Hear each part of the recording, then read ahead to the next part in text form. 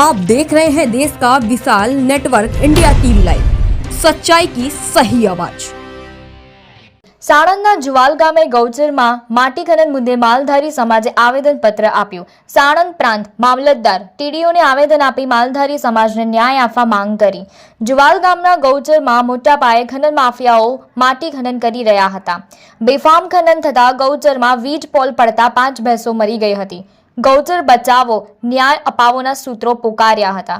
જુવાલની ગૌચર જમીનને ખનીજ માફિયાઓ બેફામ ખોદી રહ્યા છે। આ ખનીજ માફિયાઓ સામે કડક કાર્યવાહી નહીં થાય તો ગાંધી ચિંધ્યા માર્ગે આંદોલનની ચીમકારી ઉચ્ચારી હતી। Gopalbhai Solanki, Gujarat bureau chief, India TV live. મારું નામ શૈલેષભાઈ હરિભાઈ ભરવાડ છે। અમે જુવાલ ગામના વતની છીએ। ગામ જુવાલની અંદર સર્વે નંબર 329ની અંદર ગૌચરની જગ્યા આવેલી છે। ત્યાંની અંદર ભૂમાફિયા દ્વારા ગેરકાયદેસર ખનન કરીને ખાડા કરી દેવામાં આવેલા છે।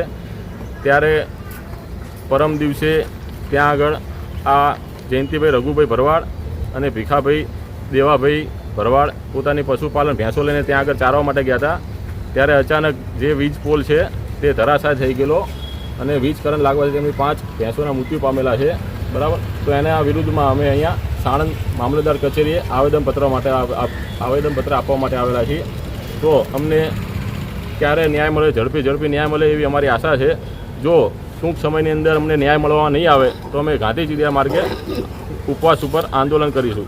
देश और प्रदेश की खबरों के लिए अभी सब्सक्राइब कीजिए इंडिया टीवी लाइव, साथ ही बेल आइकन को दबाना बिल्कुल ना भूलें, जिससे सबसे पहले खबर आप तक